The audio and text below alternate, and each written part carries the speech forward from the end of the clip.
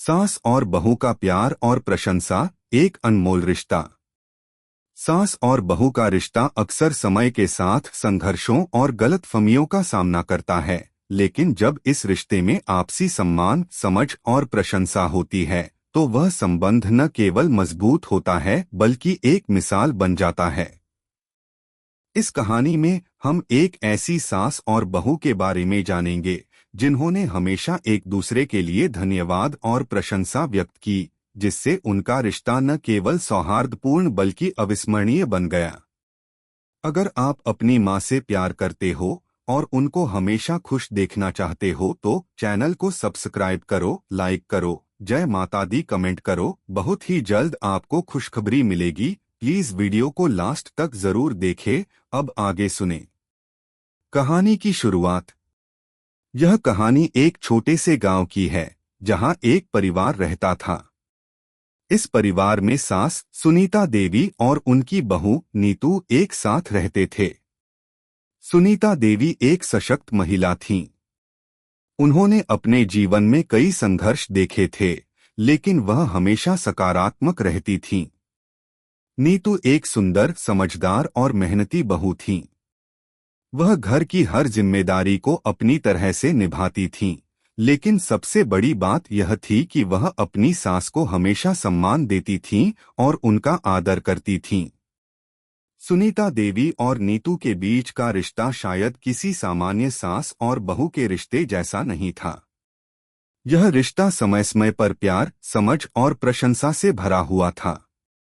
दोनों के बीच जब भी कोई वाद विवाद होता तो वह जल्दी सुलझ जाता था, क्योंकि दोनों एक दूसरे की भावनाओं की कदर करती थीं और किसी भी गलतफहमी को दूर करने में विश्वास रखती थीं। पहला पल, एक छोटी सी मदद। एक दिन की बात है, सुनीता देवी घर की बगिया में काम कर रही थीं। उम्र का असर उनके शरीर पर दिखने लगा था, लेकिन उनकी आत्मा उतनी ही मजबूत थी। नीतू बगीचे से होकर गुजर रही थी जब उसने देखा कि सुनीता देवी कठिनाई से एक बगीचे के पौधे को उखाड़ने की कोशिश कर रही थीं। नीतू ने तुरंत उनका हाथ थामा और कहा, माँ, आप आराम से बैठिए, मैं ये काम कर देती हूँ। सुनीता देवी ने मुस्कुराते हुए कहा, तुम्हारी मदद के लिए धन्यवाद बेटा, तुम हमेशा मेरी मदद करती हो। नीतू ने पौधे को बड़े आराम से उखाड़ते हुए कहा, माँ, ये कोई बड़ी बात नहीं है। आपने हमेशा मेरे लिए इतना किया है। अब मैं सिर्फ वही कर रही हूँ जो आपका अधिकार है, आपकी देखभाल। यह सुनकर सुनीता देवी की आंखों में एक आंसू आ गया, जो उन्होंने जल्द ही पोंछ लिया। उन्हें लगा कि जीवन में अब उन्होंने सही व्यक्ति को बहू के रूप में पाया है। उनका दिल भावनाओं से भर गया और उन्होंने नीतू की पीठ थपथपाते हुए कहा, तुम जैसी बहू हर किसी को नसीब नहीं होती बेटा। दूसरी घटना, नीतू का आभार। समय के साथ नीतू को परिवार के हर काम में रुझान बढ़ने लगा। एक दिन सुबह सुबह नीतू ने सुनीता देवी को देखा, जो रसोई में बहुत व्यस्त थीं। नीतू ने देखा कि उनकी सास ने खाना पकाने के साथ साथ घर की सफाई भी शुरू कर दी थी। नीतू ने तुरंत अपनी सास से कहा, माँ, आपको यह सब अकेले करने की जरूरत नहीं है, मैं आकर आपकी मदद करती हूँ। सुनीता देवी हंसते हुए बोली, बिल्कुल बेटा, लेकिन तुम भी बहुत व्यस्त रहती हो, तुम्हें भी आराम करना चाहिए। नीतू ने कहा, माँ, आपने हमेशा मुझे सिखाया है कि घर की जिम्मेदारियों को कैसे संभालना है। मैं आपकी तरह ही अपने घर को संभालना चाहती हूँ।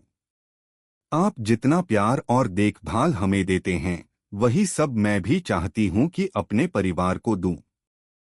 इस पर सुनीता देवी की आंखों में आंसू थे।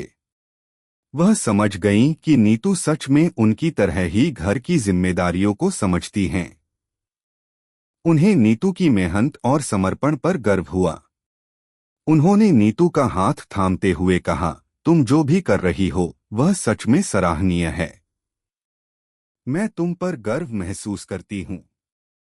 तीसरी घटना, एक छोटी सी गलती और माफी। एक दिन नीतू और सुनीता देवी के बीच एक छोटी सी बात को लेकर बहस हो गई।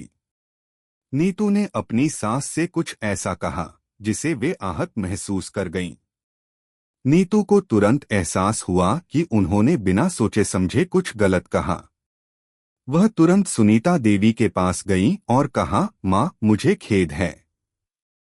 मैंने जो कहा वह बिल्कुल गलत था।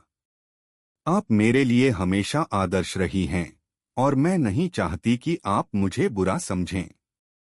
सुनीता देवी ने मुस्कुराते हुए कहा, बेटा, कोई भी इंसान गलतियां करता है। मैं जानती हूं कि तुम्हारा इरादा कभी बुरा नहीं था। तुमने मुझसे बात की, इसका मतलब है कि तुम मेरी कदर करती हो। हम दोनों के बीच कोई भी गलतफहमी नहीं हो सकती। यह शब्द सुनकर नीतू का दिल हल्का हो गया। उन्होंने सुनीता देवी का आभार व्यक्त किया और कहा, माँ, मैं हमेशा कोशिश करूंगी कि आपको कभी दुख न पहुंचाऊं। सुनीता देवी ने नीतू को गले लगा लिया और कहा, तुम्हारी यह माफी मेरे लिए सबसे बड़ी सजा है। जब बेटियां अपने सास से इतनी सच्चाई से बात करती हैं तो रिश्ता और मजबूत हो जाता है। चौथी घटना, एक खुशहाल त्योहार। त्योहारों के समय जब पूरा परिवार एक साथ बैठा होता है तो वहां सुनीता देवी और नीतू के रिश्ते की विशेष झलक देखने को मिलती थी। एक साल दीपावली के दिन सुनीता देवी ने अपने हाथों से नीतू के लिए एक सुंदर साड़ी खरीदी। उन्होंने नीतू को वह साड़ी देते हुए कहा, बेटा, ये तुम्हारे लिए है। तुम्हारे प्रयासों और प्यार को देखकर मुझे लगता है कि तुम इस साड़ी की हकदार हो। नीतू ने साड़ी को अपने हाथों में लेकर कहा, माँ, इस साड़ी से ज्यादा मेरे लिए आपके आशीर्वाद की अहमियत है। आप हमेशा मेरे लिए संजीवनी रही हैं। यह सुनकर सुनीता देवी की आंखों में चमक आ गई।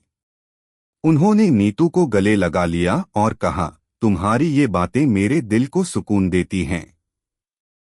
मुझे नहीं चाहिए कुछ और जब तक तुम्हारे जैसे लोग मेरे पास हैं। कहानी का निष्कर्ष। समय के साथ सुनीता देवी और नीतू का रिश्ता और मजबूत होता गया। वे एक दूसरे की मदद करने, एक दूसरे की सराहना करने और एक दूसरे का आभार व्यक्त करने के बाद दिन ब दिन और भी करीब आ गए थे। उनका रिश्ता सिर्फ सास और बहू का नहीं बल्कि दो आत्मीय मित्रों और मार्गदर्शकों का भी था। एक दूसरे के लिए धन्यवाद और प्रशंसा ने उनके रिश्ते को केवल मजबूत किया बल्कि उसे एक नई दिशा भी दी। जब रिश्तों में सच्चा प्यार और सम्मान होता है तो वे कभी नहीं टूटते। यही कारण था कि सुनीता देवी और नीतू का रिश्ता एक आदर्श बन गया। उनका जीवन, उनकी मेहनत, उनकी समझ और एक दूसरे के प्रति आभार ने एक अनमोल बंधन को जन्म दिया जो न केवल उनके परिवार में बल्कि उनके आसपास के लोगों के लिए भी प्रेरणा का स्रोत बन गया। इस कहानी के माध्यम से यह संदेश मिलता है कि सास और बहू का रिश्ता तभी मजबूत बनता है जब वे एक दूसरे की कदर करते हैं और एक दूसरे के प्रयासों को समझते हैं।